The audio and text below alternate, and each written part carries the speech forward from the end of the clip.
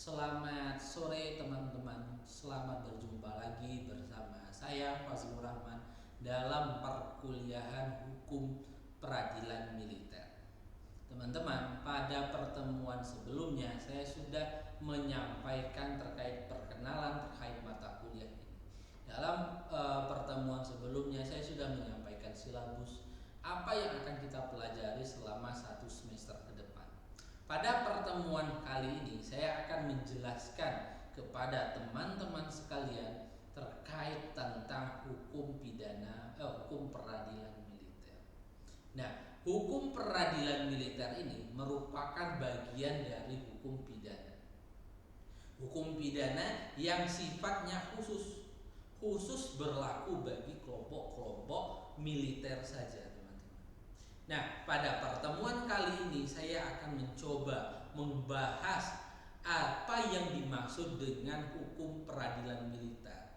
Nah, lebih baik daripada itu, sebelum kita memulai terkait tentang hukum acaranya, lebih baik kita akan bahas terlebih dahulu apa yang menjadi hukum materialnya.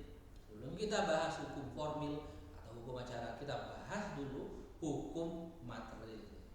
Nah, hukum material dari peradilan militer itu adalah hukum pidana militer dan hukum tata usaha militer. Jadi, Bapak Ibu, dalam hukum peradilan militer yang bisa diajukan ke peradilan militer hanya dua saja. Yang pertama yaitu terkait dengan hukum pidana militer, yang kedua dengan hukum tata usaha militer. Nah, itu yang menjadi cikal bakal materi yang akan kita jelaskan pada pertemuan hari ini. Bapak Ibu, kita masuk dulu ke dalam hukum pidana militer. Baru setelah itu kita akan bahas terkait dengan hukum tata usaha militer. Nah, baru setelah itu kita lanjutkan terkait dengan hukum peradilannya. Yang pertama kita akan bahas terkait tentang hukum pidana militer. Sebelumnya teman-teman sudah pernah belajar dengan Ustadz Andre terkait tentang apa yang dinamakan dengan peradilan hukum pidana. Nah, saya lanjutkan terkait dengan hukum pidana. Hukum pidana militer. Kita bahas militer. Dalam pembahasan kita militer. Nah, kalau dikategorikan ini merupakan hukum terkait dengan tentara, orang yang bersenjata. Nah, itu yang dinamakan dengan hukum militer. Sejak zaman dunia, perang dunia pertama, perang dunia kedua, dunia itu terperhatikan sama sikap dari kepeperangan ini. Dunia itu sudah fokus membahas tentang perang. Nah, jadi orang itu membagi dua kelompok, antara kaum sipil dengan kaum militer. Karena perang ini, perang dunia pertama dan perang dunia kedua, mulai dibagi kelompok. Kenapa ini sadar pembagian kelompok ini? Karena ada kelompok yang memenuhi kebutuhan khusus. Artinya kelompok dilatih khusus untuk melakukan perbuatan-perbuatan yang sifatnya ada kekerasannya. Tapi ada satu kelompok lain, kelompok ini tidak dilatih untuk melakukan suatu kekerasan, yaitu kelompok sipil.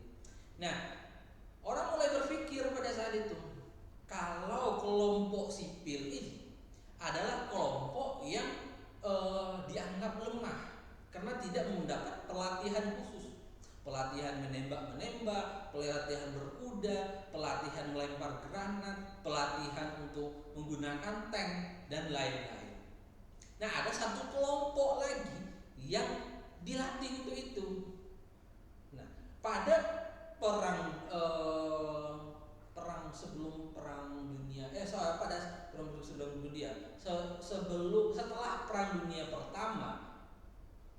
setelah perang dunia pertama, tapi sebelum Nazi menjajah Eropa. Nah, mulai diperhatikan bahwa perlu